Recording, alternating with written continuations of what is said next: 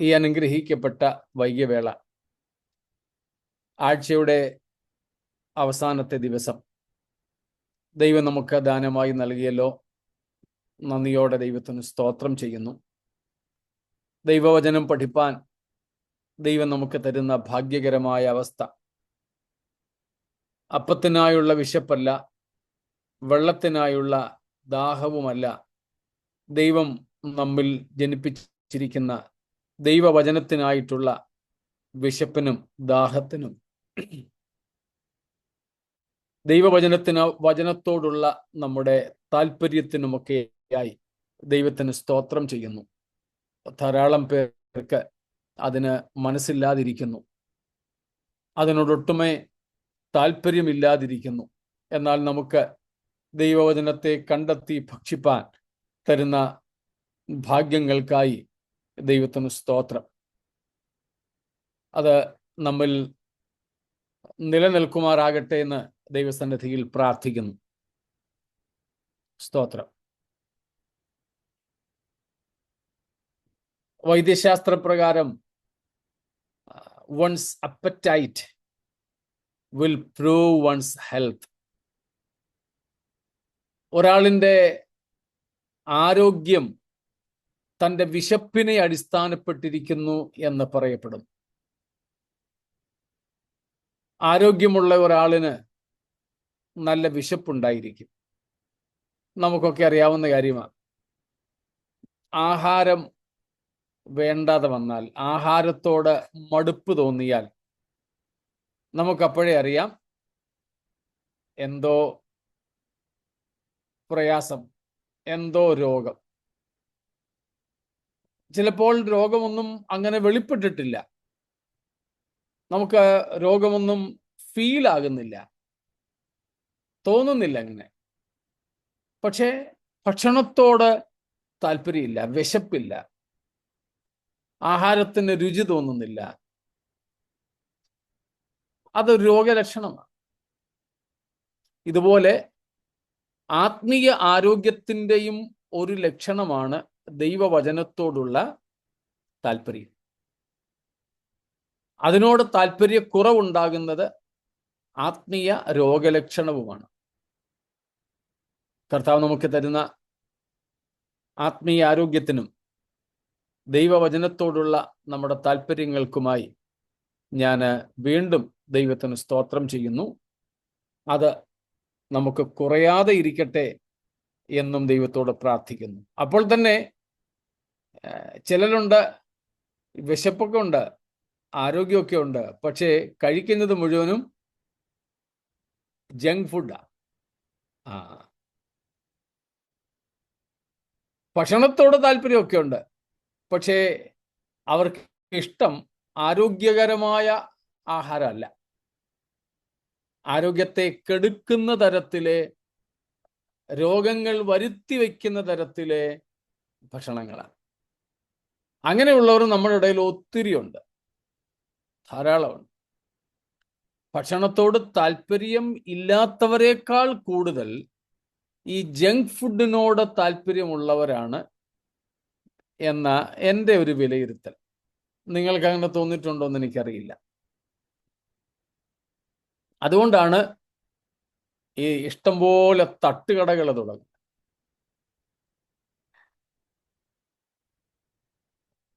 Instant food, അതും അസമയങ്ങളിലാണ് ഇത് മിക്കപ്പോഴും പ്രവർത്തിക്കുന്നത്.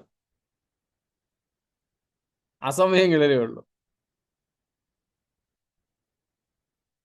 അപ്പം ഇത് നമ്മുടെ ആത്മീയ ജീവിതത്തോടും ആത്മീയ താല്പര്യത്തോടും ആരോഗ്യത്തോടും ആത്മീയ ആഹാര രീതികളോടും തട്ടിച്ചു നോക്കിയാൽ ഇതൊക്കെ തന്നെയാണ് ശരിയായി നടന്നുകൊണ്ടിരിക്കുന്ന ഒരു കാര്യം.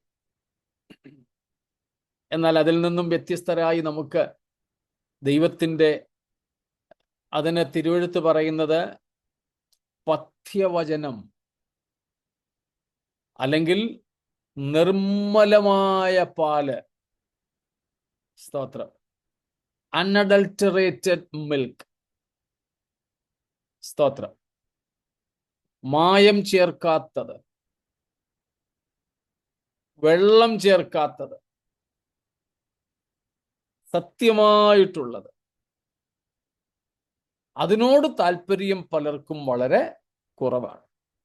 സ്തോത്രം.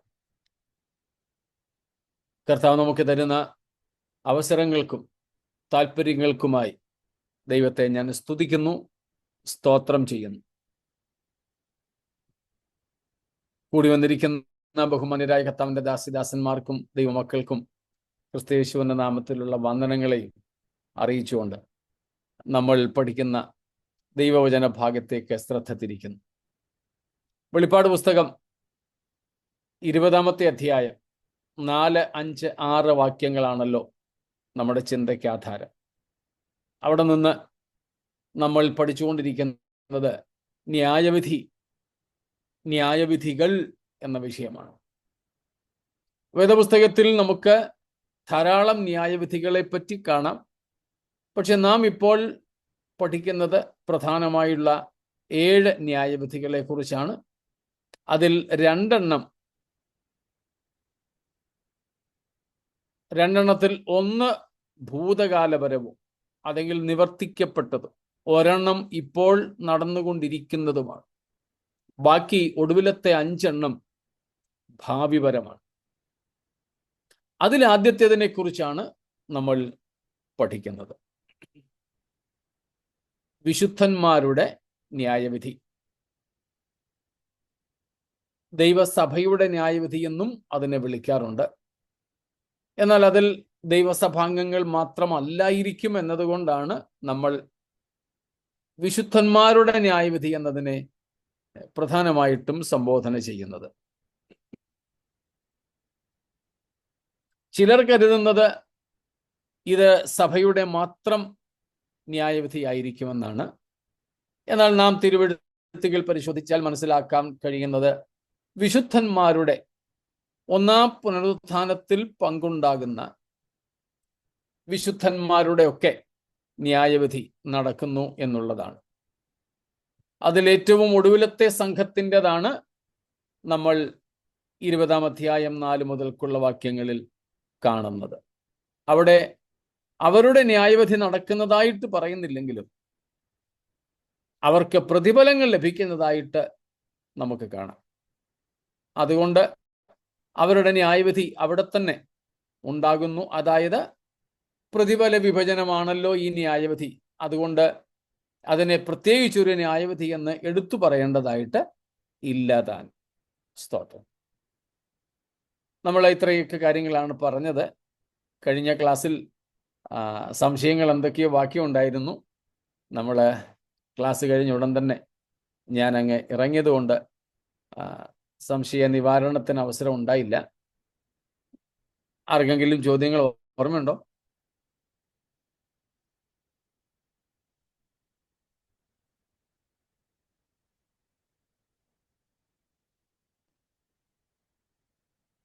ഓക്കെ. Drive safe. ഇപ്പം ആർക്കും ചോദ്യം ഓർമ്മയില്ലല്ലേ?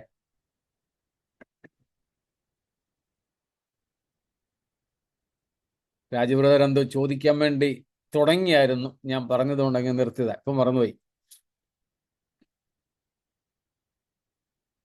അങ്ങനെയൊക്കെ ഉള്ളപ്പം ഒന്ന് നോട്ട് ചെയ്ത് വെക്കണം. ശരി, മറ്റു ചോദ്യങ്ങളൊന്നും ഇല്ലെങ്കിൽ നമുക്ക് മുൻപോട്ട് പോകാം. നമ്മൾ ഇന്നലെ നമുക്ക് കൂടാൻ പറ്റിയില്ല. മീറ്റിംഗ് ഉണ്ടായിരുന്നു. എനിക്ക് കൂടാനായിട്ട് സാധിച്ചില്ല. യാത്രയിലായിരുന്നല്ലോ. എന്നാൽ അതിനു മുമ്പ് വ്യാഴാഴ്ച രാത്രി 1-ാം തീയതി വ്യാഴാഴ്ച രാത്രിയിൽ നാം പറഞ്ഞു നിർത്തിയത് ന്യായവിധിയും ശിക്ഷാവിധിയും തമ്മിലുള്ള പ്രധാനപ്പെട്ട 2-3 വ്യത്യാസങ്ങളെ കുറിച്ചാണ്. ആ സമയത്ത് നമ്മൾ കണ്ടു പ്രധാനപ്പെട്ട വ്യത്യാസം ന്യായാധിപന്റെ ഇരിപ്പിടം തന്നെയാണ്. വിശുദ്ധന്മാരുടെ ന്യായവിധിക്ക് വേണ്ടി ന്യായാധിപനായ കർത്താവ് ഇരിക്കുന്നത് ന്യായാസനത്തിലാണ്. ക്രിസ്തുവിന്റെ ന്യായാസനത്തിന് മുൻപാകെ വെളിപ്പെടേണ്ടതാകുന്നു. Judgement seat of Christ. അതിനെ നമ്മൾ ബീമാ സീറ്റ് എന്നാണ് കണ്ടത്. അത് പ്രതിഫലങ്ങൾ നൽകാൻ, സമ്മാനങ്ങൾ നൽകാൻ ഒരു റഫറി, ഒരു അമ്പയർ ഇരിക്കുന്ന അല്ലെങ്കിൽ നിൽക്കുന്ന ആ സ്ഥലത്തിന് പറയുന്ന പേരാണ്. അതുപോലെ നമ്മൾ പാട്ട് പാടും പോലെ പ്രതിഫലം തന്നിടുവാൻ. അപ്പോൾ പ്രതിഫലം തരാനായിട്ട് നമ്മുടെ കർത്താവ് വരികയും നമ്മെ തൻ്റെ ന്യായാസനത്തിന് മുമ്പാകെ ചേർക്കുകയും ചെയ്യുന്ന കാര്യമാണ് നമുക്ക് കാണാൻ കഴിയുന്നത്. എന്നാൽ ശിക്ഷാവിധിക്ക് വേണ്ടി കർത്താവ് ഇരിക്കുന്ന ഇരിപ്പിടത്തിന്റെ പേര് ത്രോണോസ് അഥവാ ത്രോൺ അല്ലെങ്കിൽ സിംഹാസനം എന്നാണ്. അത് ഏറെ മറ്റുള്ളവർ ഭയപ്പെടത്തക്ക അധികാരമുള്ള ഇരിപ്പിടമായിട്ടാണ് കാണപ്പെടുന്നത്. വിവിധ സിംഹാസനങ്ങളെ കുറിച്ചൊക്കെ നമുക്കെടുത്ത് പഠിക്കാനായിട്ടുണ്ടെങ്കിലും ഞാൻ അതിന് ഈ സമയത്ത് മുതിരുന്നില്ല. ന്യായവിധിയെക്കുറിച്ചുള്ള ഒരു വിശാല പഠനമല്ല നമ്മൾ നടത്തുന്നത്. എന്നാൽ അത്യാവശ്യം നാം അറിഞ്ഞിരിക്കേണ്ട കാര്യങ്ങളാണ്. ഈ ബീമാ സീറ്റ് അഥവാ ക്രിസ്തുവിന്റെ ന്യായാസനം, അവിടെ വിശുദ്ധന്മാരെല്ലാവരും കൂടപ്പെടും. വിശുദ്ധന്മാരെല്ലാവരും. ഞാൻ മനസ്സിലാക്കുന്നത് 2 പ്രാവശ്യമായിട്ടാണ് ഇത് സംഭവിക്കുക. 2 പ്രാവശ്യമായിട്ട്. അതിൽ ഏറ്റവും ഒടുവിലത്തെ പ്രാവശ്യത്തേതാണ് നമ്മൾ ഈ വെളിപ്പാട് 20 4 മുതൽ 6 വരെ കാണുന്നത്. നമ്മുടെ കർത്താവ് ഭൂമിയിലേക്ക് ഇറങ്ങി വന്ന ശേഷം അർമഗദ്ദോൻ യുദ്ധം തീർന്നനന്തരം 1000 ആണ്ട് വാഴ്ചയ്ക്ക് തൊട്ടു മുൻപ് മഹാപീഡനകാലത്ത് കൊല്ലപ്പെടുന്ന വിശുദ്ധന്മാരും ഉയർത്തെഴുന്നേൽക്കുന്നു. അവർക്ക് കർത്താവ് പ്രതിഫലങ്ങൾ നൽകുന്നു. ആ പ്രതിഫല വിഭജനത്തോടു കൂടെ ഈ വിശുദ്ധന്മാരുടെ ന്യായവിധി തീരുകയാണ്. എന്നാൽ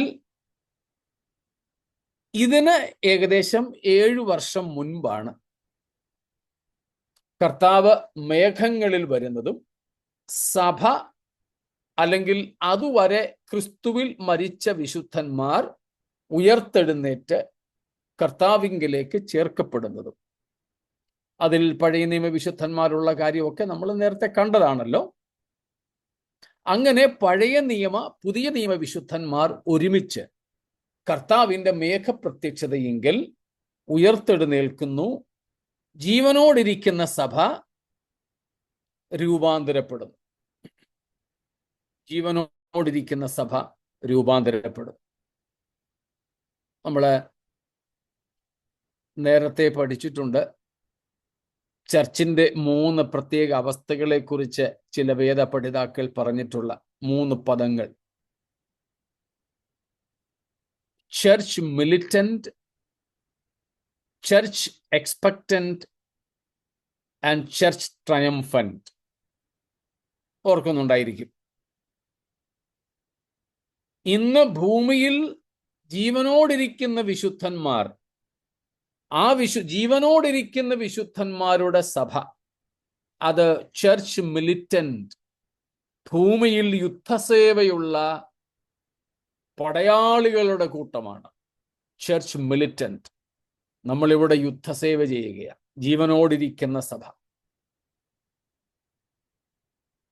എന്നാൽ മറ്റൊന്ന്, ക്രിസ്തുവിൽ ജനിച്ച് ജീവിച്ച് മരിച്ചുപോയ വിശുദ്ധന്മാരുണ്ട്.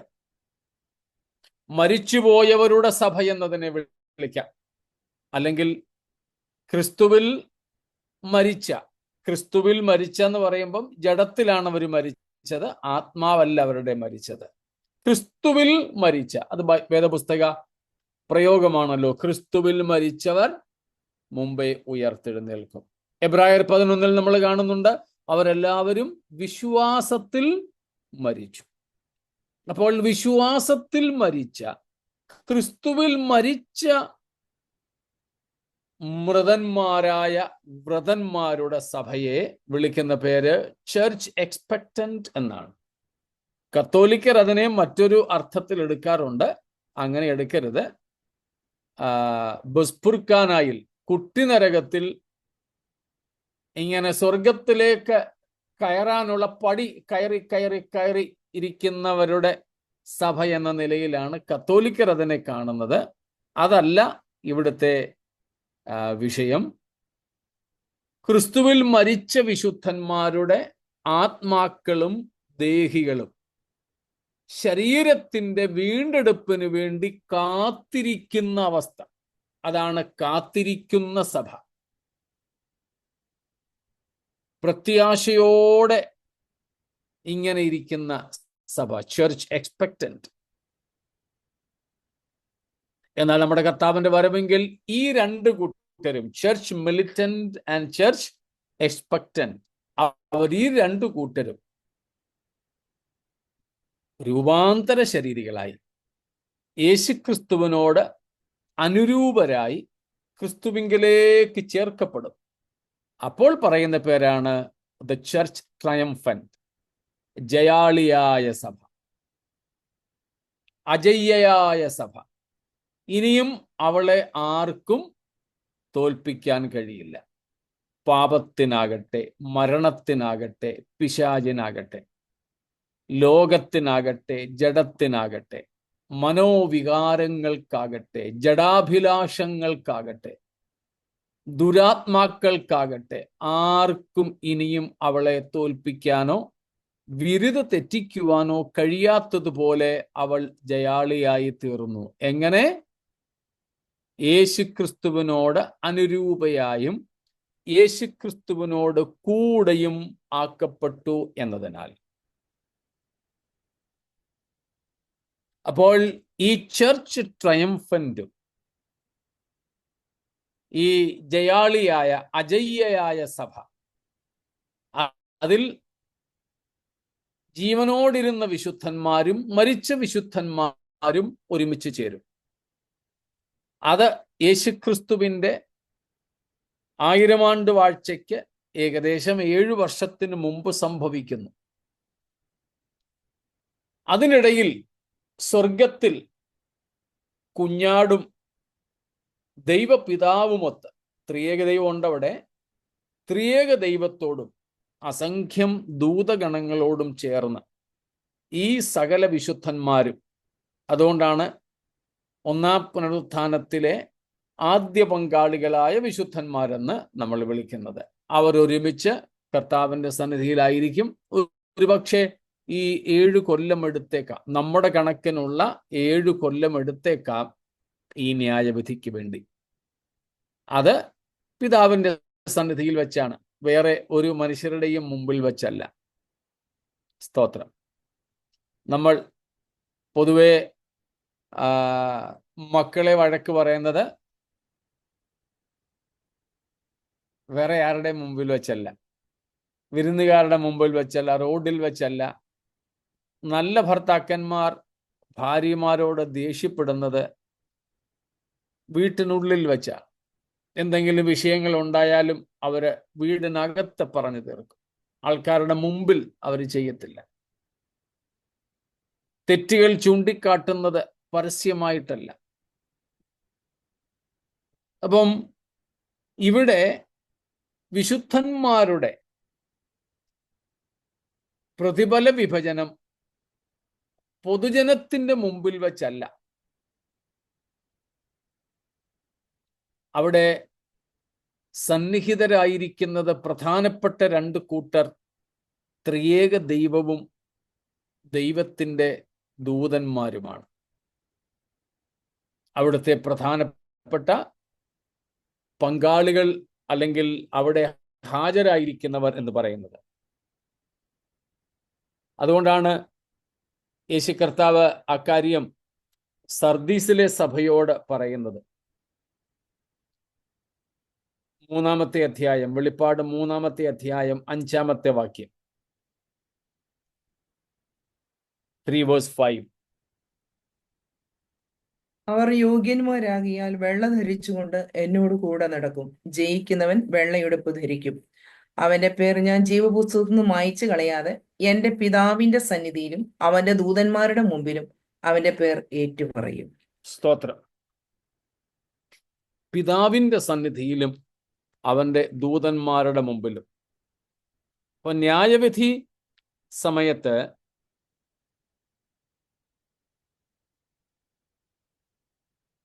അവിടെ സന്നിഹിതരായിരിക്കുന്ന 2 കൂട്ടർ പ്രധാനമായിട്ടും ആരൊക്കെയാണെന്ന് നമുക്കിവിടെ കാണാം. ഒന്ന്, ത്രിയേക ദൈവം. പിതാവിന്റെ സന്നിധി എന്ന് പറയുമ്പോൾ പുത്രനാണ് ന്യായം വിധിക്കുന്നത്. ത്രിയേക ദൈവം ഒരുമിച്ചുണ്ട്.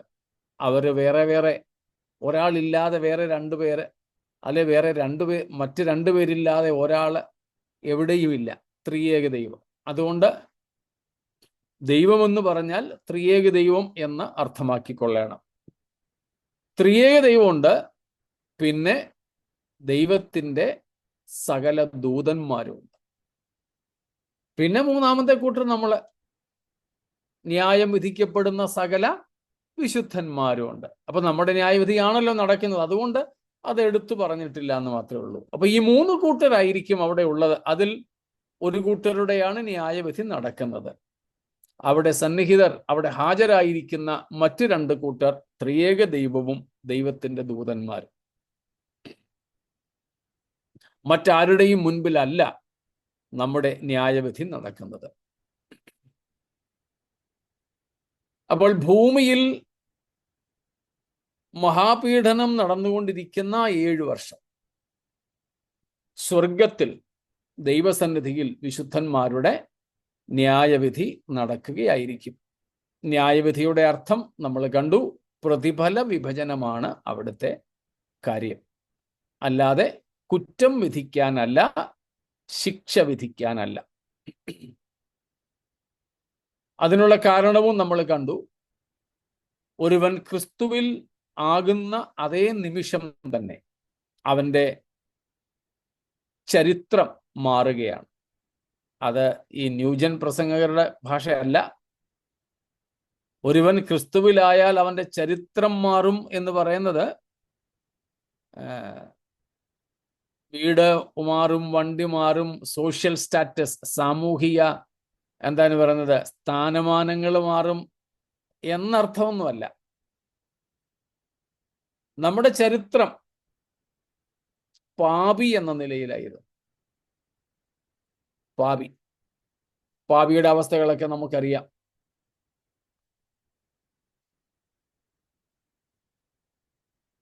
പാപിയായ മനുഷ്യൻ രക്ഷിക്കപ്പെടുമ്പോൾ, യേശുവിൽ വിശ്വസിക്കുമ്പോൾ, മാനസാന്തരപ്പെടുമ്പോൾ, വീണ്ടും ജനിക്കുമ്പോൾ, ഇതെല്ലാം ഒരേ സമയം നടക്കുന്ന കാര്യമാണ്. കർത്താവ് അവന്റെ പാപങ്ങളെ അവങ്കൽ നിന്ന് മാറ്റും. അവന്റെ മുഴുവൻ പാപങ്ങളെയും യേശുവിൻ്റെ രക്തത്തിൽ കഴുകി വെടിപ്പാക്കുന്നു. നമ്മൾ വെളിപ്പാട് 17-ാം അധ്യായത്തിന്റെ 13-14 വാക്യങ്ങളിൽ തന്നെ കണ്ടതാണ്. അവർ കുഞ്ഞാടിന്റെ ചോരയിൽ തങ്ങളുടെ അങ്കി അലക്കി വെളുപ്പിച്ചിരിക്കുന്നു. രക്ഷിക്കപ്പെടുന്ന സമയത്ത് സംഭവിക്കുന്ന കാര്യമാണ്. എത്ര വലിയ പാപിയും രക്ഷിക്കപ്പെടുമ്പോൾ ഇതാണ് സംഭവിക്കുന്നത്. യേശുവിൻ്റെ രക്തത്താൽ ആ വ്യക്തി കഴുകൽ പ്രാപിക്കുന്നു. അവൻ്റെ അതുവരെയുള്ള സകല പാപങ്ങളും മോചിക്കപ്പെടുന്നു, അവങ്കൽ നിന്ന് എടുത്തു മാറ്റപ്പെടുന്നു. പല പദങ്ങൾ അതിനു വേണ്ടിയുണ്ട്, അവിടേക്കൊന്നും ഞാൻ പോകുന്നില്ല. അതിലൊരു പദമാണ് ബ്ലോട്ടഡ് ഔട്ട്. പാപത്തെ മുഴുവനും വെടിപ്പാക്കുന്നു, മുഴുവനും കഴുകിക്കളയും, ഇറേസ് ചെയ്യുക. Erasing in a way which cannot be recovered. Unrecoverable ആയി തിരിച്ചൊരു തരത്തിലും എടുക്കാൻ കഴിയാത്തതുപോലെ എത്ര കൊടും പാപിയുടെയും മുൻകാല പാപ ജീവിത ചരിത്രം മാറ്റപ്പെടുന്നു. അവ പിന്നെ ഓർക്കുന്നതേയില്ല. കർത്താവ് അവയെ പിന്നെ ഓർക്കുന്നതേയില്ല. നമ്മൾ വായിച്ചിട്ടുണ്ടല്ലോ, പസഫിക് ഓഷ്യനിലെ, പസഫിക് മഹാസമുദ്രത്തിലെ ഏറ്റവും ആഴം കൂടിയ, സമുദ്രങ്ങളിലെ തന്നെ ഏറ്റവും ആഴം കൂടിയ ഗർത്തമുള്ളത് പസഫിക്കിലാണ്. മാരിയാന ട്രഞ്ച് എന്ന് വിളിക്കപ്പെടുന്ന സ്ഥലം നമ്മൾ നേരത്തെ പഠിച്ചിട്ടുണ്ട്. അതാണ് മീഖ പ്രവാചകൻ പറയുന്നത്, നീ ഞങ്ങളുടെ അകൃത്യങ്ങളെ സമുദ്രത്തിന്റെ ആഴത്തിലിട്ട് കളയുന്നു. സ്തോത്രം. സമുദ്രത്തിന്റെ ആഴത്തിൽ. ഒരുപക്ഷെ അതിനേക്കാൾ ആഴമുള്ള സ്ഥലം വേറെയും കണ്ടേക്കാം. എന്നാൽ ഇപ്പോൾ കണ്ടുപിടിക്കപ്പെട്ടിട്ടുള്ളതിൽ ഏറ്റവും ആഴമേറിയ സ്ഥലമാണ്. ഭൂമിയുടെ പരപ്പിലെ ഏറ്റവും ഉയരം കൂടിയ എവറസ്റ്റ് കൊടുമുടി പിഴുതെടുത്ത് ഈ ഗർത്തത്തിൽ കൊണ്ടിട്ടാലും ആ എവറസ്റ്റിന് മുകളിൽ 2 കിലോമീറ്ററോളം വെള്ളം പിന്നെയും നിൽക്കും. അത്രയ്ക്കും ആഴമുള്ള, അത്രയ്ക്കും കുഴിയുള്ള സ്ഥലമാണ്. അങ്ങനെയുള്ള ആഴത്തിലേക്ക് കർത്താവ് നമ്മുടെ മാനസാന്തരപ്പെടുന്ന ഒരാളിന്റെ പാപത്തെ ഇട്ടുകളയുന്നു. കർത്താവ് അതിനെ പിന്നെ ഓർക്കുന്നില്ല. അതുകൊണ്ട് ആ പാപങ്ങളൊന്നും ഈ വിശുദ്ധന്മാരുടെ ന്യായവിധിയിൽ പരാമർശിക്കപ്പെടുന്നില്ല. എന്നാൽ നാം രക്ഷിക്കപ്പെട്ടതിന് ശേഷം ചെയ്യുന്ന ഓരോന്നിനും കണക്ക് കൊടുക്കണം. അപ്പോൾ ഇവിടെ നമ്മുടെ പ്രവർത്തികളുടെ വിലയിരുത്തൽ നടക്കും. Our works will be evaluated. അതുപോലെ the master will take account from us. നമ്മോട് കണക്ക് ചോദിക്കും. നമുക്ക് കണക്ക് കൊടുക്കേണ്ട, എല്ലാ ന്യായവിധിയിലും കണക്ക് കൊടുക്കണം. ഇവിടെ വിശുദ്ധന്മാർക്ക് ശിക്ഷാവിധിയില്ലെങ്കിൽ കൂടെ എന്ത് ചെയ്തേ പറ്റൂ? കണക്ക് കൊടുത്തേ പറ്റൂ. We are accountable as saints.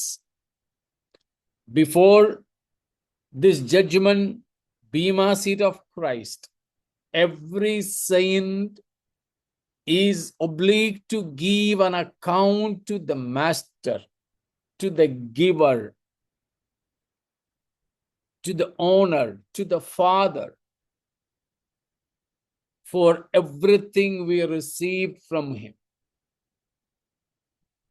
നമുക്ക് ലഭ്യമായ സകലത്തിനും വേണ്ടി നാം തിരുമുമ്പാകെ കണക്ക് കൊടുക്കണം. സ്തോത്രം. കണക്ക് കൊടുക്കണം. അതിൽ കഴിഞ്ഞ ദിവസം ചോദിച്ചതായിരുന്നു പാപം ചെയ്യുന്നതിനെ സംബന്ധിച്ച്. ഇങ്ങനെ കഴുകൽ പ്രാപിച്ചാൽ, യേശുവിൻ്റെ വിശുദ്ധമായ അങ്കി നാം ധരിച്ചാൽ, കർത്താവിൻ്റെ വിശുദ്ധമായ അല്ല പരിശുദ്ധമായ അങ്കി നാം ധരിക്കുന്നതിന് പറയുന്ന പേരാണ്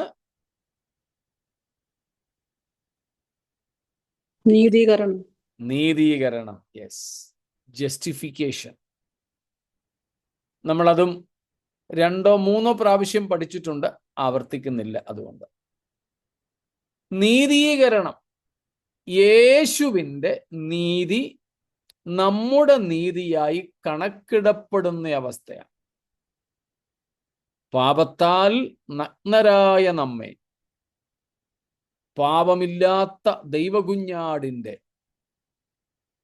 നീതിയുടെ അങ്കി ധരിപ്പിക്കുന്ന പ്രക്രിയയുടെ പേരാണ് നീതീകരണം. അങ്ങനെ നീതീകരിക്കപ്പെട്ട നാം ദൈവമുമ്പാകെ ന്യായവിധിക്ക് വേണ്ടി ചെല്ലുമ്പോൾ നമ്മുടെ സകല പ്രവർത്തികളെയും ദൈവം വിലയിരുത്തും. 2, ദൈവം നമുക്ക് തന്ന സകല വിഷയങ്ങളിലും നമ്മോട് കണക്ക് ചോദിക്കും. അത് വിശുദ്ധനോടും അശുദ്ധനോടും അങ്ങനെ തന്നെയാണ്. നമ്മോട് പ്രത്യേകാൽ അശുദ്ധനോട് കർത്താവ് ചോദിക്കുന്ന കണക്ക്, അല്ലെങ്കിൽ ഒരു പാപിയോട് കർത്താവ് ചോദിക്കുന്ന കണക്ക്, ഞാൻ നിനക്ക് ക്രിസ്തുവിനെ തന്നു, നീ എന്ത് ചെയ്തു? ഞാൻ നിനക്ക് ആയുസ്, നിനക്ക് അസ്തിത്വം തന്നു, നീ ഈ ആയുസ് കൊണ്ട് എന്ത് ചെയ്തു? പ്രധാനമായിട്ടും ഈ 2 കാര്യങ്ങളാണ്. ബാക്കിയുള്ളതൊക്കെ അതിൻ്റെ കീഴിൽ വരും. അശുദ്ധന്മാരുമായി, ദുഷ്ടന്മാരുമായി, പാപികളുമായുള്ള ബന്ധത്തിൽ. എന്നാൽ വിശുദ്ധന്മാരോട് കർത്താവ് കണക്ക് ചോദിക്കുന്നത്, കർത്താവ് നമുക്ക് രക്ഷദാനമായിട്ട് തന്നു, നാം രക്ഷിക്കപ്പെട്ടു. പക്ഷേ ആ രക്ഷയെ കൊണ്ട് നാം എന്ത് ചെയ്തു? ആ രക്ഷയെക്കുറിച്ച് നമുക്ക് അഷ്വറൻസ്, നമുക്ക് ഉറപ്പുണ്ടായിരുന്നോ? ആ രക്ഷയിൽ നമുക്ക് സന്തോഷം, ജോയ് ഓഫ് സാൽവേഷൻ നാം അനുഭവിച്ചോ?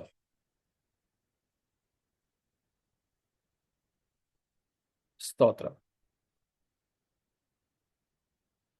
ആ രക്ഷ സൗജന്യമായി തന്ന ദൈവത്തോട് നാം എമ്മാത്രം നന്ദിയുള്ളവരായിരുന്നു.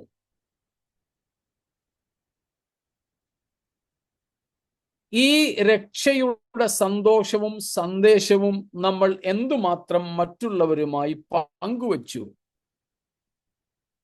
എന്നിങ്ങനെ ദൈവം നമുക്ക് തന്ന അനുഗ്രഹങ്ങൾ, ദാനങ്ങൾ, നന്മകൾ, ഇവയെല്ലാറ്റിനും വേണ്ടി കർത്താവ് നമ്മോട് കണക്ക് ചോദിക്കും. നമുക്ക് ലഭിച്ച സമയം, നേരത്തെ തന്നെ ഒരു ദിവസം നമ്മൾ ചിന്തിച്ചല്ലോ, ന്യായവിധിയുടെ തുടക്ക ദിവസങ്ങളിൽ തന്നെ ടൈം ആൻഡ് റിസോഴ്സസ്, ദൈവം നമുക്ക് ഓരോരുത്തർക്കും തന്ന ഓരോ റിസോഴ്സസ് ഉണ്ട്, സ്രോതസ്സുകളുണ്ട്.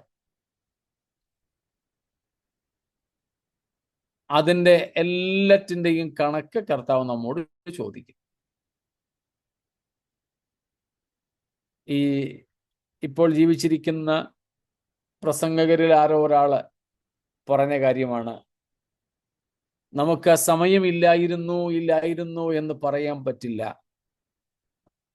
കാരണം സമയം ഇല്ലായിരുന്നെന്ന് പറഞ്ഞാൽ നമ്മുടെ സോഷ്യൽ മീഡിയ തന്നെ, നമ്മുടെ അവരവരുടെ സോഷ്യൽ മീഡിയ അക്കൗണ്ട് തന്നെ നമുക്കെതിരെ സാക്ഷ്യം പറയും.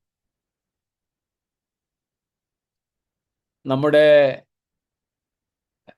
മൊബൈൽ ഫോണുകൾ, കമ്പ്യൂട്ടറുകൾ, ഇന്റർനെറ്റ് കണക്ഷൻസ്, ഡേറ്റ കണക്ഷൻസ്, നമ്മുടെ സോഷ്യൽ മീഡിയ അക്കൗണ്ട്, വാട്സാപ്പ് തുടങ്ങി അങ്ങോട്ട് ഓരോ ദിവസവും പുതിയത് കണ്ടുപിടിച്ചുകൊണ്ടിരിക്കുകയാണല്ലോ.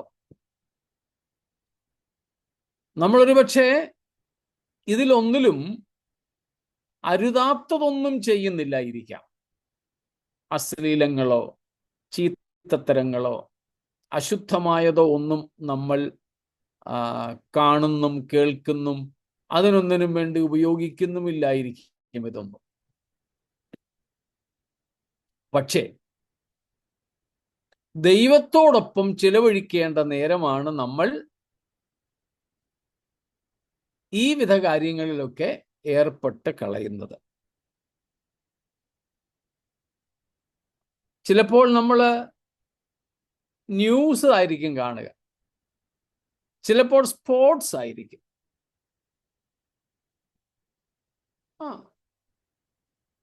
അതിലൊന്നും അശുദ്ധി എന്ന് പറയാനില്ല, പാപമെന്ന് പറയാനില്ല. പൊതുവെ ന്യൂസ് വായിക്കുന്നത് ഏത് ന്യൂസാണ് എന്താണ് നോക്കുന്നത് എന്നൊക്കെ ഉള്ളത് വേറെ കൂലങ്കഷമായിട്ട് പോകും. എന്നാൽ തന്നെ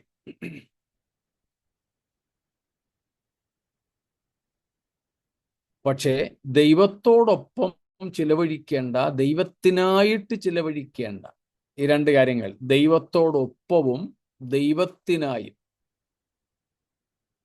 വിത്ത് ഗാഡ് ആൻഡ് ഫോർ ഗാഡ് ചിലവഴിക്കേണ്ട സമയങ്ങളാണ് നമ്മൾ ഈ നിലകളിൽ ചിലവഴിക്കുന്നത് എങ്കിൽ തീർച്ചയായും ദൈവം നമ്മോട് കണക്ക് ചോദിക്കും. അതിനുവേണ്ടി നമ്മുടെ കൈകൾ ബലപ്പെട്ടിരിക്കണം. പ്രവാചകൻ അതുകൊണ്ടാണ് പറയുന്നത്, ഞാൻ നിന്നോട്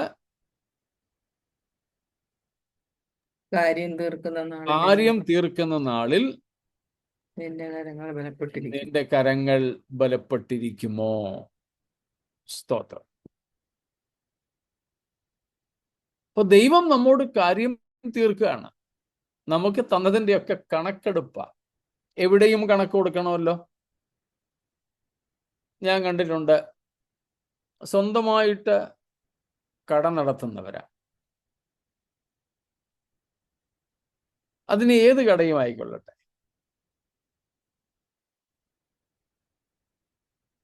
അവരെ ഒരു സാധനം വാങ്ങിയാൽ, ഞാൻ ഇന്ന് കടയിൽ പോയിട്ട് 1 രൂപ ഒന്നും വിലയില്ല, പക്ഷെ എൻ്റെ കയ്യിൽ നിന്ന് അയാൾ 1 രൂപ മേടിച്ചെന്ന് മാത്രം,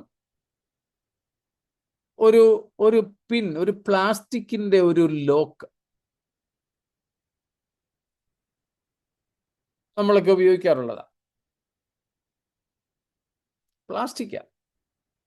അത് അത്യാവശ്യം വേണമെങ്കിൽ യാത്രയിലൊക്കെ ബാഗ് ലോക്ക് ചെയ്യാനോ, ഇല്ലെങ്കിൽ ഞങ്ങൾ ഇവിടേക്ക് ആണെങ്കിൽ ഈ പ്രാവ് കയറുന്നതിന് നെറ്റിടും, വല വിരിക്കും. ആ വല ജനലിനോട് ചേർത്ത് കെട്ടാൻ വേണ്ടിയിട്ട് പ്ലാസ്റ്റിക്കിന്റെ ഒരു ലോക്ക്, ചുമ്മാ അതങ്ങോട്ട് കോർത്ത് പിടിച്ച് വലിച്ചാൽ മതി, തുറക്കാനൊക്കത്തില്ല. മുറിച്ചു മാറ്റാം, തുറക്കാൻ പറക്കത്തില്ല.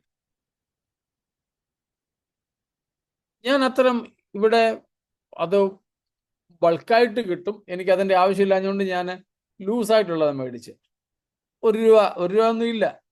ബൾക്കായിട്ട് മേടിച്ചാൽ എനിക്ക് 10 100 എണ്ണത്തിന് 10 20 രൂപ എടുത്താൽ മതി. അത്രയ്ക്ക് വിലയില്ലാത്ത സാധനം.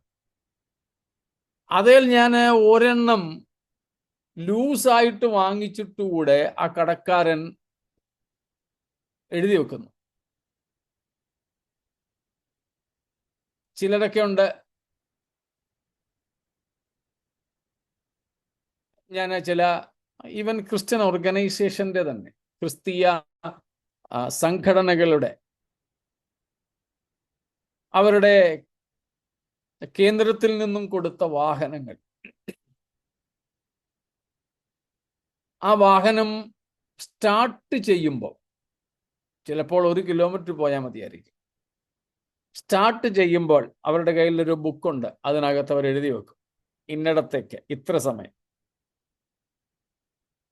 ഇത്ര കിലോമീറ്റർ. 1 കിലോമീറ്റർ ഓടിച്ച് തിരിച്ചു വന്നു, എഴുതി വെക്കും തിരികെ വന്ന സമയം. ഓർഗനൈസേഷന്, സംഘടനയ്ക്ക് കൃത്യമായ കണക്ക് കൊടുക്കണം. എത്ര കിലോമീറ്റർ ഓടി, എവിടെ പോയി, എന്തിനു വേണ്ടി ഉപയോഗിച്ചു, കൊടുത്തേ പറ്റൂ.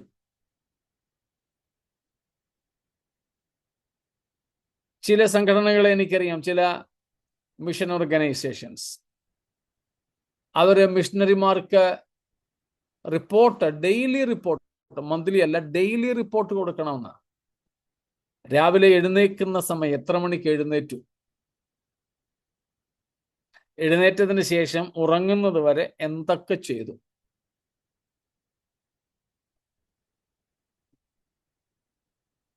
പ്രധാനമായിട്ടും അവർ നോക്കുന്നത് എത്ര സമയം അവർ പ്രാർത്ഥിച്ചു, ബൈബിള് വായിച്ചു, സുവിശേഷ പ്രവർത്തനത്തിൽ ഏർപ്പെട്ടു എന്നൊക്കെ ഉള്ളതാ. തിന്നാനും കുടിക്കാനും സാമൂഹിക മാധ്യമങ്ങളിലുമൊക്കെ എത്ര സമയം ചെലവഴിച്ചു എന്നൊക്കെ അറിയാൻ വേണ്ടിയുള്ള റിപ്പോർട്ടിങ്. സത്യസന്ധമായിട്ട് കൊടുക്കുന്നുണ്ടോ എന്ന് എനിക്ക് അറിഞ്ഞുകൂടാ. പക്ഷേ ഡെയിലി റിപ്പോർട്ട്, ഭക്ഷണത്തിന്റെ വരെ, എന്താണ് അവർ കഴിച്ചതെന്ന് വരെ കൊടുക്കണം. ആ സംഘടനയിലും ധാരാളം കർത്താവിൻ്റെ ദാസിദാസന്മാർ പ്രവർത്തിക്കുന്നു എന്നുള്ളതാണ് സന്തോഷകരം. ഞങ്ങൾക്കൊക്കെ ആണെങ്കിൽ മന്ത്ലി റിപ്പോർട്ടേ ഉള്ളൂ, മാസത്തിലൊരു റിപ്പോർട്ട്. എന്നാൽ അവർക്കതല്ല, ഡെയിലി. അവർ പണം ചിലവഴിച്ചത് എന്തിനാണെന്ന് വേണം. അവരുടെ സംഘടന അവർക്ക് കൊടുക്കുന്ന സഹായം കൂടാതെ മറ്റാരെങ്കിലും പൈസ തന്നാൽ 1 രൂപയെങ്കിൽ 1 രൂപ, 1 ലക്ഷമെങ്കിൽ 1 ലക്ഷം, അതിൻ്റെ കൃത്യമായ കണക്ക് കൊടുക്കണം.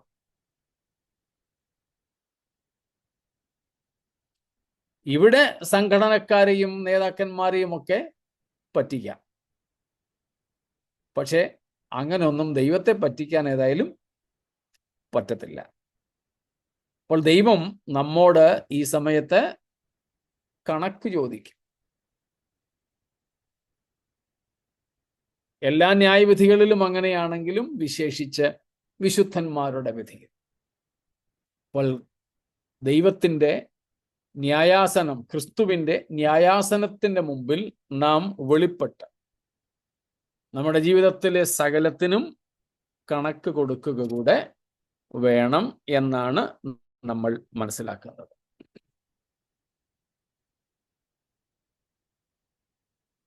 നമ്മുടെ ജീവിതത്തിൽ അന്ന് നമ്മൾ പറഞ്ഞ കാര്യമാണ്, എന്തെങ്കിലും അരുതായ്മകൾ സംഭവിച്ചു, പോരായ്മകൾ എന്തെങ്കിലും ഉണ്ടായി എങ്കിൽ സ്വയശോധനയുടെ ന്യായവിധിയെപ്പറ്റി നമ്മൾ കണ്ടു. രണ്ടാമത്തെ ഈ 7 ന്യായവിധികളിൽ രണ്ടാമത്തെ ന്യായവിധിയെക്കുറിച്ച് നമ്മൾ കണ്ടു. അതിൽ നാം സ്വയം ശോധന ചെയ്ത് ദൈവസന്നിധിയിലേക്ക് അടുത്തു വന്ന് ശുദ്ധീകരണം പ്രാപിക്കണം. ഏറ്റുപറഞ്ഞ് ഉപേക്ഷിക്കണം. ഏറ്റുപറഞ്ഞ് ഉപേക്ഷിക്കാത്ത കൊച്ചു പാപങ്ങൾ പോലും കർത്താവിൻ്റെ ന്യായാസനത്തിന് മുമ്പാകെ വെളിപ്പെടും. ഈ വിധ കാര്യങ്ങളിൽ എന്തെങ്കിലും സംശയങ്ങളുണ്ടോ, ചോദ്യങ്ങളുണ്ടോ?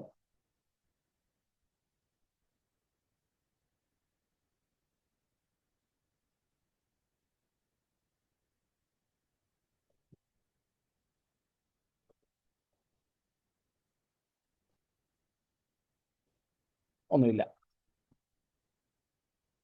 ഇതുകൊണ്ടാണ് തിരുവെഴുത്ത് പറയുന്നത് നാം ആരെയും വിധിക്കരുത് എന്ന്. Because we all are to be judged. The Bible strictly commands us not to judge others. റോമാലേഖനം 14-ാമത്തെ അധ്യായം 10 തൊട്ട് 12 വരെ ഒന്ന് നോക്കിക്കാട്ടെ. എന്നാൽ നീ സഹോദരനെ വിധിക്കുന്നത് എന്ത്? അല്ല, നീ സഹോദരനെ ധിക്കരിക്കുന്നത് എന്ത്? നാം എല്ലാവരും ദൈവത്തിന്റെ ന്യായാസനത്തിന് മുമ്പാകെ നിൽക്കേണ്ടി വരും. എന്നാണ് എന്റെ മുമ്പിൽ എല്ലാ മുഴങ്കാലും മടങ്ങും, എല്ലാ നാവും ദൈവത്തെ സ്തുതിക്കുമെന്ന് കർത്താവ് അരുളി ചെയ്യുന്നു എന്ന് എഴുതിയിരിക്കുന്നു. ആകയാൽ നമ്മിൽ ഓരോരുത്തൻ ദൈവത്തോട് കണക്ക് ബോധിപ്പിക്കേണ്ടി വരും. സ്തോത്രം. നമുക്ക് മത്തായി 7:1 അറിയാം. നിങ്ങൾ വിധിക്കപ്പെടാതിരിക്കേണ്ടതിന് വിധിക്കരുത്. Matthew 7:1, Romans 14:10-12, all these portions speak about we all will be judged, and therefore we are not supposed to be judges of others. നമ്മൾ മറ്റുള്ളവരെ വിധിക്കരുത്, കാരണം നാം എല്ലാവരും വിധിക്കപ്പെടേണ്ടവരാണ്. ക്രിസ്തുവിൻ്റെ ന്യായാസനത്തിൻ്റെ മുമ്പിൽ വെളിപ്പെടേണ്ടതിനെ കുറിച്ച് ഇവിടെയെല്ലാം നമ്മൾ കാണും. അപ്പോൾ നമ്മൾ ഇത് കണ്ടു. ഈ വിശുദ്ധന്മാരുടെ ന്യായവിധി, എല്ലാ വിധികളിലും ന്യായാധിപൻ ഒരാൾ തന്നെ, ക്രിസ്തു. ദൈവവും മനുഷ്യനുമായ, മരിച്ചിട്ട് ഉയർത്തെഴുന്നേറ്റ ക്രിസ്തുവാണ് ന്യായാധിപൻ. ഇരിപ്പിടം ബീമാ സീറ്റ്. സമയം നമ്മൾ കണ്ടു. യേശുക്രിസ്തു സഭയെ ചേർക്കാൻ മേഘങ്ങളിൽ വന്ന ശേഷം യേശുക്രിസ്തു സഭയുമായി ഭൂമിയിലേക്ക് വരുന്നതിന് മുമ്പ്, അതായത് ഭൂമിയിൽ മഹാപീഡനം നടക്കുന്ന സമയം. ആരെല്ലാം എന്ന് നമ്മൾ കണ്ടു. സബ്ജക്ട്സ് ആരൊക്കെ ആയിരിക്കും എന്ന്. സകല വിശുദ്ധന്മാരും. സകല വിശുദ്ധന്മാരും, അല്ലെങ്കിൽ ഒന്നാം പുനരുത്ഥാനത്തിൽ പങ്കുള്ള എല്ലാവരും. പർപ്പസ് എന്തിനു വേണ്ടി എന്ന് നമ്മൾ കണ്ടു. പ്രതിഫല വിഭജനത്തിനായിട്ട്. സ്തോത്രം. പ്രതിഫല വിഭജനത്തിനായിട്ട്.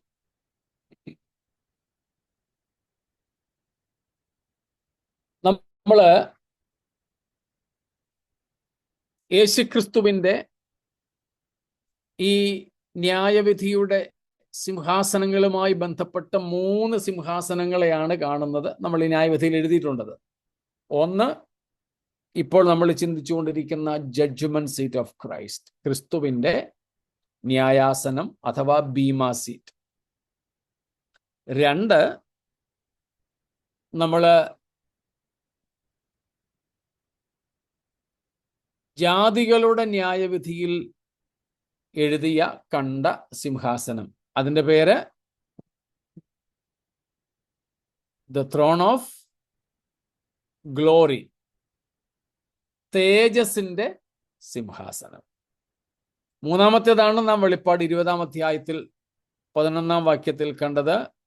ദ ഗ്രേറ്റ് വൈറ്റ് ത്രോൺ, വലിയ വെള്ള സിംഹാസനം. ഇത് 3 ക്രിസ്തുവാണ് ന്യായം വിധിക്കുവാൻ ഇരിക്കുന്ന സിംഹാസനങ്ങളെങ്കിലും 3 വ്യത്യസ്തരായ സമൂഹങ്ങളുടെ ന്യായവിധിക്ക് വേണ്ടിയും വ്യത്യസ്ത ഉദ്ദേശങ്ങൾക്ക് വേണ്ടിയും ഉള്ളതാണെന്ന് നമ്മൾ കണ്ടു. സ്തോത്രം. ഓക്കെ,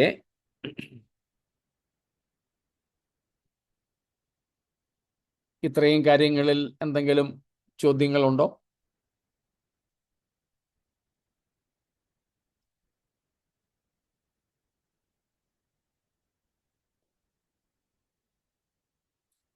ഇല്ല എങ്കിൽ ഇവിടെ ന്യായം വിധിക്കപ്പെടുന്നത് വിശുദ്ധന്മാരല്ല,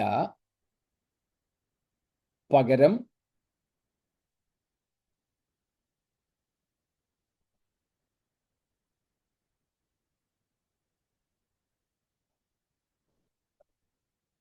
ക്രിസ്തുവിന്റെ ന്യായാസനത്തിന്റെ മുമ്പിൽ ന്യായം വിധിക്കപ്പെടുന്നത് വിശുദ്ധന്മാരല്ല,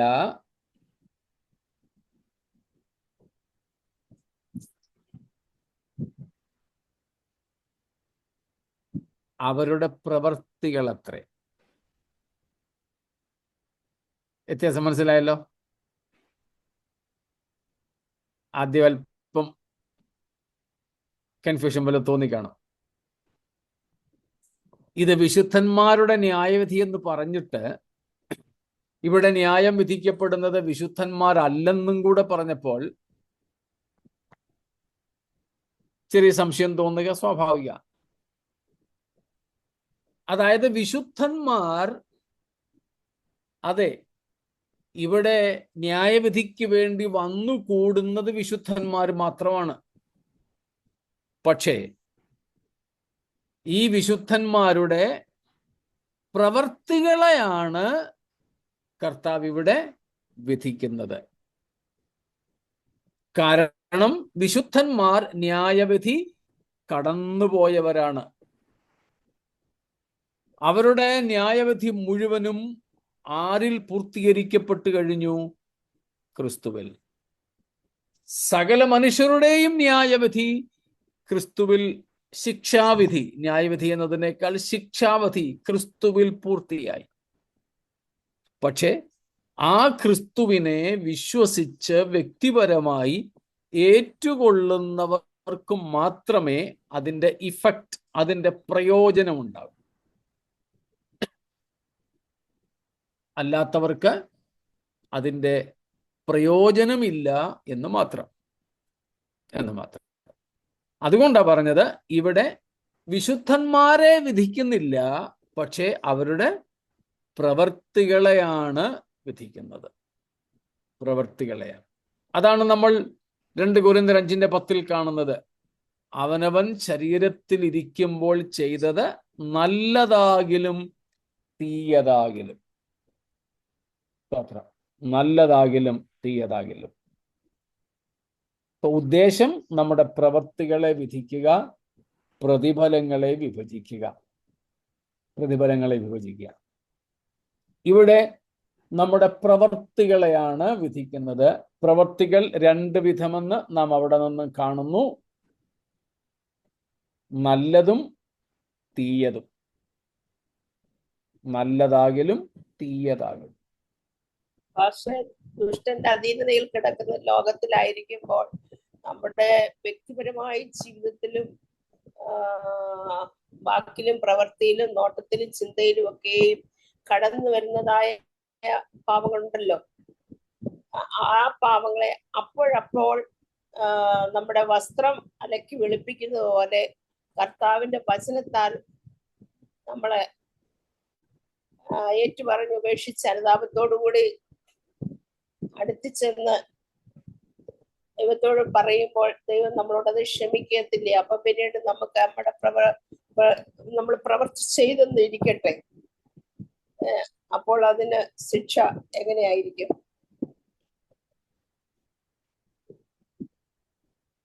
1 യോഹന്നാൻ നമുക്കറിയാവുന്ന 2 വാക്യങ്ങളാണ്. 1 യോഹന്നാൻ 1-ാമത്തെ അധ്യായം, അതിൻ്റെ 7-ാമത്തെയും 9-ാമത്തെയും വാക്യങ്ങൾ. 1 John 1:7 and 9. അവർ വെളിച്ചത്തിൽ ഇരിക്കുന്നത് പോലെ നാം വെളിച്ചത്തിൽ നടക്കുന്നുവെങ്കിൽ നമുക്ക് തമ്മിൽ കൂട്ടായ്മ ഉണ്ട്. അവന്റെ പുത്രനായ യേശുവിന്റെ രക്തം സകല പാപവും പോക്കി നമ്മെ ശുദ്ധീകരിക്കുന്നു. നമ്മുടെ പാപങ്ങളെ ഏറ്റുപറയുന്നുവെങ്കിൽ അവൻ നമ്മോട് പാപങ്ങളെ ക്ഷമിച്ച് സകല അനീതിയും പോക്കി നമ്മെ ശുദ്ധീകരിപ്പാൻ തക്കവണ്ണം വിശ്വസ്തനും നീതിമാനും ആകുന്നു. 2-ന്റെ 1ഉം 2ഉം കൂടെ. എന്റെ കുഞ്ഞുങ്ങളെ, നിങ്ങൾ പാപം ചെയ്യാതിരിപ്പേൻ. ഞാനിത് നിങ്ങൾക്ക് എഴുതുന്നത്, ഒരുത്തൻ പാപം ചെയ്തെങ്കിലോ നീതിമാനായ യേശു ക്രിസ്തു എന്ന കാര്യസ്ഥൻ നമുക്ക് പിതാവിന്റെ അടുക്കലുണ്ട്. അവൻ നമ്മുടെ പാപങ്ങൾക്ക് പ്രായശ്ചിത്തമാകുന്നു, നമ്മുടേതിൽ മാത്രമല്ല സർവ്വലോകത്തിന്റെ പാപത്തിനും തന്നെ. സ്തോത്രം. അപ്പം ആന്റി ചോദിച്ചത് സാധാരണമായ വളരെ പ്രസക്തമായ ചോദ്യമാണ്. പാപം നിറഞ്ഞ ലോകത്തിൽ, പാപം വസിക്കുന്ന ജഡത്തിൽ നമ്മൾ ജീവിക്കുന്നു. എവിടെ നോക്കിയാലും പാപം, മിക്കവാറും ഒക്കെ എന്ത് കേട്ടാലും പാപം. അങ്ങനത്തെ ഒരു സ്ഥിതി.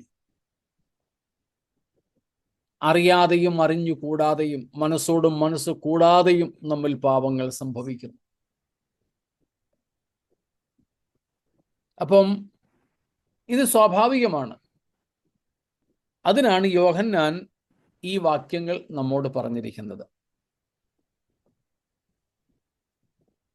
നാം പാപങ്ങളെ ഏറ്റുപറയണം. ഏറ്റുപറയുന്നു എങ്കിൽ അതിൻ്റെ കൂടെ സദൃശ്യവാക്യങ്ങൾ 28:13 കൂടെ ചേർത്തോണം. Proverbs 28:13. അവിടെ നമ്മൾ കാണുന്നു, പാപങ്ങളെ ഏറ്റുപറഞ്ഞ് ഉപേക്ഷിക്കുന്നു എങ്കിൽ. അപ്പോൾ ഇവിടെ ഏറ്റുപറയുന്നു എന്ന് മാത്രമേ യോഹന്നാൻ പറയുന്നുള്ളെങ്കിലും അതിൻ്റെ അർത്ഥം ഏറ്റുപറഞ്ഞിട്ട് അത് തന്നെ ആവർത്തിക്കുക എന്നല്ല, ഉപേക്ഷിക്കുക. അങ്ങനെയാണെങ്കിൽ യേശുവിൻ്റെ രക്തം നമുക്ക് വേണ്ടിയുണ്ട്, ശുദ്ധീകരിക്കും. അതുപോലെ തന്നെ 2-ാം അധ്യായത്തിൽ നമ്മൾ വായിച്ചു, നിങ്ങൾ പാപം ചെയ്യാതിരിപ്പാനാണ് ഇത് എഴുതിയിരിക്കുന്നത്. ഇനി അഥവാ നിങ്ങളിൽ നമ്മളിപ്പോ പറഞ്ഞതുപോലെ എന്തെങ്കിലും പാപങ്ങൾ വന്നുപോയി എങ്കിൽ പിതാവായ ദൈവത്തിന്റെ അടുക്കൽ നമുക്ക് വേണ്ടി ഒരു മധ്യസ്ഥൻ, കാര്യസ്ഥൻ, വക്കീൽ ഉണ്ട്, നമ്മുടെ കർത്താവ് യേശുവ. നമുക്കങ്ങ് ചെന്നാൽ മതി.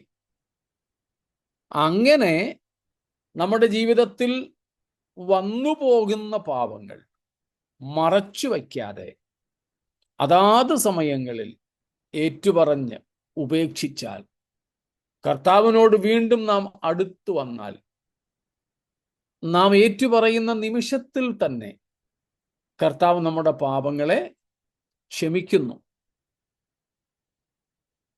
നമ്മിൽ നിന്നത് മാറ്റുന്നു.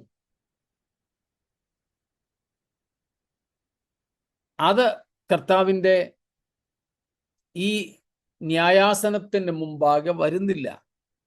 ആ പാപങ്ങളെ ഇവിടെ പരാമർശിക്കുന്നില്ല. അത് കർത്താവ് ക്ഷമിക്കുന്നു. ദൈവത്തിൻ്റെ വചനത്താൽ, യേശുക്രിസ്തുവിൻ്റെ രക്തത്താൽ ശുദ്ധീകരിക്കുന്ന മാധ്യമങ്ങളാണ്, ഏജൻസ് ഓഫ് സാങ്ക്ടിഫിക്കേഷൻ ആണ് ഇതെല്ലാം. യേശുവിൻ്റെ രക്തം, ദൈവത്തിൻ്റെ വചനം, യേശുവിൻ്റെ നാമം, പരിശുദ്ധാത്മാവ്, ദൈവം നമ്മെ കഴുകുന്നു. അപ്പം ഇതെല്ലാം ശുദ്ധീകരണ മാധ്യമങ്ങളാണ്. ഇവ കൂടാതെയാണ് ബാലശിക്ഷകൾ എന്ന മറ്റൊരു ശുദ്ധീകരണ പ്രക്രിയ കൂടെ ഉള്ളത്. നമ്മൾ കഴിഞ്ഞ ദിവസങ്ങളിൽ 1 കൊരിന്ത്യർ 11:31-32 വാക്യങ്ങളിൽ നിന്ന് കണ്ടിരുന്നു. നാം നമ്മെ തന്നെ വിധിച്ചാൽ വിധിക്കപ്പെടുകയില്ല. വിധിക്കപ്പെടുന്നുവെങ്കിലോ ലോകത്തോടുകൂടെ ശിക്ഷാവിധിയിൽ അകപ്പെടാതിരിക്കേണ്ടതിന് ദൈവം നമ്മെ ബാലശിക്ഷ കഴിക്കുകയാകും. അപ്പൊ ബാലശിക്ഷകൾ.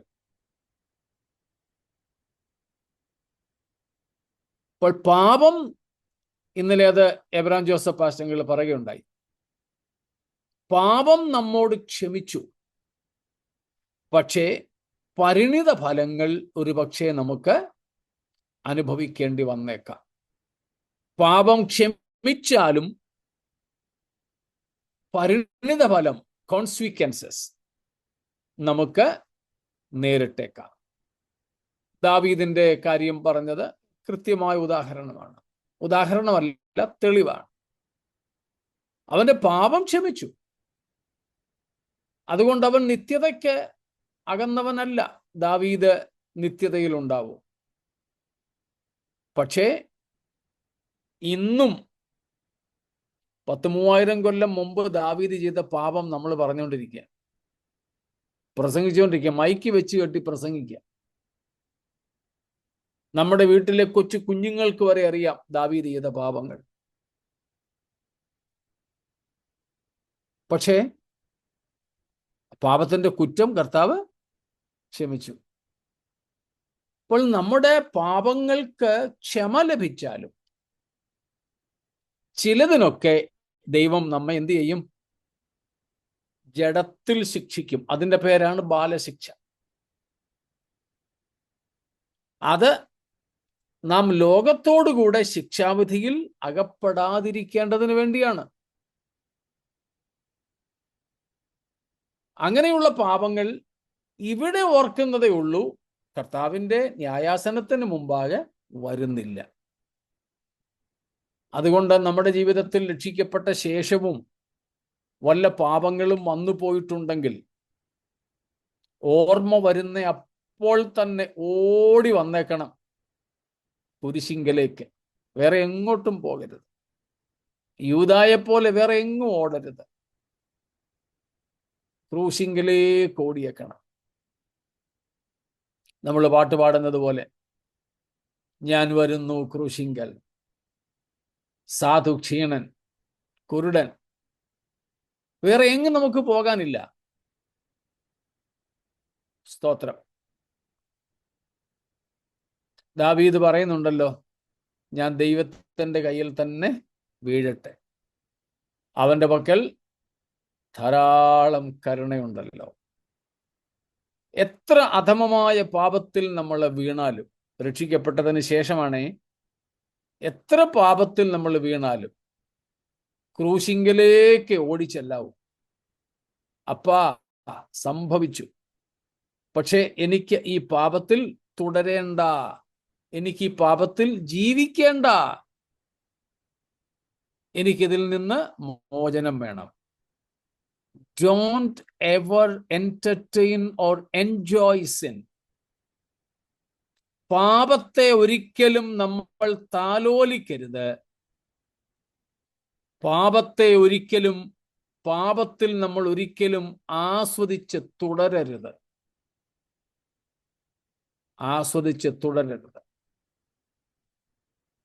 എങ്കിൽ തീർച്ചയായും കർത്താവ് നമ്മോട് ക്ഷമിക്കും, കർത്താവ് നമ്മെ കഴുകും, നമ്മെ വെടിപ്പാക്കും.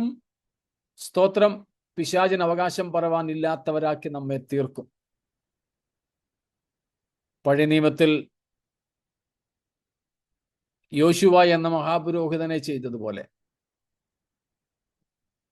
ദൈവത്തിന്റെ ന്യായപ്രമാണം അനുസരിച്ച് മഹാപുരോഹിതന്റെ വസ്ത്രത്തിൽ അഴുക്കുണ്ടാകാൻ പാടില്ല. അങ്ങനെ അഴുക്കുള്ള വസ്ത്രം ധരിച്ച് നിന്നതാണ് യോശുവ. വേറെ എങ്ങനത്തെയും അഴുക്കുമല്ല. മഹാപുരോഹിതൻ എന്ന നിലയിൽ യാഗപീഠത്തിലെ കരിയായിരുന്നു. പക്ഷേ അതിൻ്റെ കെയർ ഓഫിൽ പിശാച് അവനെ കുറ്റം വിധിക്കാൻ ചെന്നു. പക്ഷെ ദൈവം അവനെ ശാസിച്ചു. ദൈവം നിന്നെ ഭത്സിക്കട്ടെന്ന് പറഞ്ഞ്, യഹോവ നിന്നെ ഭത്സിക്കട്ടെന്ന് പറഞ്ഞ് സാത്താനെ ശാസിച്ചു വിട്ടു. എന്നിട്ട് ദൂതനോട് പറഞ്ഞു അവന്റെ വസ്ത്രം മാറ്റാൻ. വസ്ത്രം മാറ്റി. അപ്പൊ നമ്മുടെ ജീവിതത്തിലെ അഴുക്ക്, നമ്മുടെ വസ്ത്രം അഴുക്കാകുന്നത് കണ്ട് സാത്താൻ നമുക്കെതിരെ അപവാദം ചുമത്താൻ ചെന്നാലും നാം നമ്മുടെ പാപങ്ങളെ കർത്താവിനോട് സമ്മതിച്ചേറ്റു പറയുന്നെങ്കിൽ സാത്താനെ കർത്താവ് ശാസിച്ചു വിടും. നമുക്ക് കർത്താവ് പുതിയ വസ്ത്രം തരും. നമ്മെ അത് ശുദ്ധീകരിക്കും, കഴുകും. വചനവും യേശുവിൻ്റെ രക്തവും നാമവും പരിശുദ്ധാത്മാവും ഒക്കെ നമുക്കുണ്ട്. പോരാത്തതിന് ചിലപ്പോഴൊക്കെ ജഡത്തിൽ ശൂലം തന്നും ജഡത്തിൽ ബാലശിക്ഷ തന്നും നമ്മെ ശുദ്ധീകരിച്ച് നടത്തിക്കൊള്ളും. കർത്താവിനൊപ്പമുള്ള നിത്യത നഷ്ടമാകാൻ അങ്ങനെയും ദൈവം അനുവദിക്കില്ല. പക്ഷെ മോശയുടെ ജഡത്തിനോട് എന്തിനാ പിശാച് വാദിച്ചത്? ഒരു പക്ഷേ മോശയുടെ ഉയർപ്പിനെ തടസ്സപ്പെടുത്താനായിരിക്കും. മറ്റ് ചില അഭിപ്രായങ്ങളൊക്കെ ഉണ്ട്. മോശ കൊലപാതകനായിരുന്നു, അതുകൊണ്ടായിരുന്നെന്നും. പക്ഷെ പ്രധാനമായിട്ടും മോശയ്ക്ക് ദൈവം ഒരു അത്ഭുതകരമായ ഉയർത്തെഴുന്നേൽപ്പ് നൽകിയിട്ടുണ്ടെന്ന് കരുതാം നമുക്ക്. അതിന് പ്രധാനപ്പെട്ട തെളിവ് മറുരൂപമലയിൽ മോശ ഏലിയാവിനോടൊപ്പം പ്രത്യക്ഷപ്പെട്ടു എന്നുള്ളതാണ്. ഉയർപ്പ് പ്രാപിച്ചിട്ടില്ലാത്ത ഒരാൾക്ക് അങ്ങനെ പ്രത്യക്ഷപ്പെടാൻ വചനപ്രകാരം അനുവാദമില്ല. അപ്പം അവനെ എവിടെ അടക്കിയെന്ന് ആർക്കും അറിഞ്ഞുകൂടാ എന്ന് പഴയ നിയമത്തിൽ ആവർത്തനത്തിൽ എഴുതിയിരിക്കുന്നതും, മോശയുടെ ശരീരത്തിന് വേണ്ടി പിശാച് വാദിച്ചുവെന്ന് യൂദ പറഞ്ഞിരിക്കുന്നതും, ഏലിയാവിനോടൊപ്പം മറുരൂപമലയിൽ മോശയും പ്രത്യക്ഷപ്പെട്ടു എന്ന് സുവിശേഷകന്മാർ പറഞ്ഞിരിക്കുന്നതും എല്ലാം കൂടെ കൂട്ടിച്ചേർത്ത് വായിച്ചാൽ മോശയ്ക്ക് ദൈവം ഒരു സ്പെഷ്യൽ കൺസിഡറേഷൻ എന്ന നിലയിൽ, ഒരു പ്രത്യേക പരിഗണന എന്ന നിലയിൽ മരിച്ചിട്ടുണ്ട്. പക്ഷേ ദൈവം അവനെ ഉയർപ്പിച്ചു.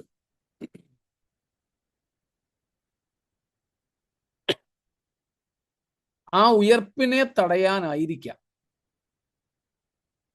പിശാച് അവിടെ വാദിച്ചത്. അത് 1 തെസ്സലോനിക്കർ 4:16 ബന്ധപ്പെടുത്തിയാൽ നമ്മുടെ ഉയർപ്പും ഉൽപ്രാപണവും നടക്കുമ്പോഴും പ്രധാന ദൂതനെ കാണാം. ഇതേ ലക്ഷ്യത്തോടു കൂടെ തന്നെ ആയിരിക്കാനാണ് സാധ്യത.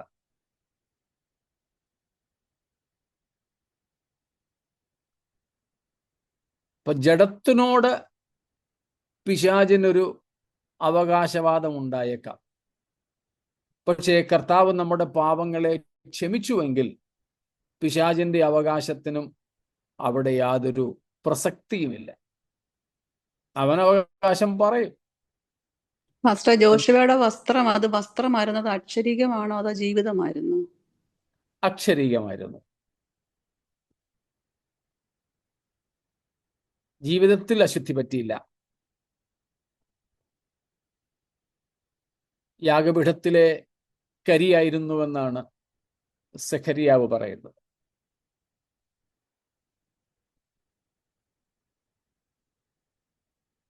ഓക്കെ,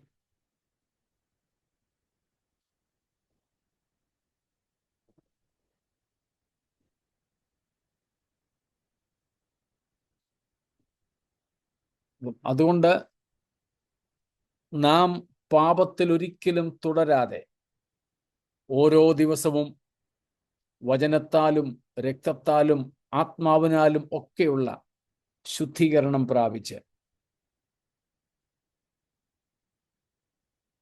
നമുക്ക് നൽകപ്പെട്ട സകലത്തിലും കണക്ക് കൊടുക്കാൻ തയ്യാറായി നൽകപ്പെട്ട എല്ലാം കൊണ്ടും നിത്യതയിൽ നിക്ഷേപങ്ങൾ ഉണ്ടാക്കിക്കൊണ്ട് നമുക്ക് പോകുവാനായി നമ്മെ സമർപ്പിക്കാം. ഈ വചനങ്ങളാൽ ദൈവം നമ്മെ അനുഗ്രഹിക്കുമാറാകട്ടെ.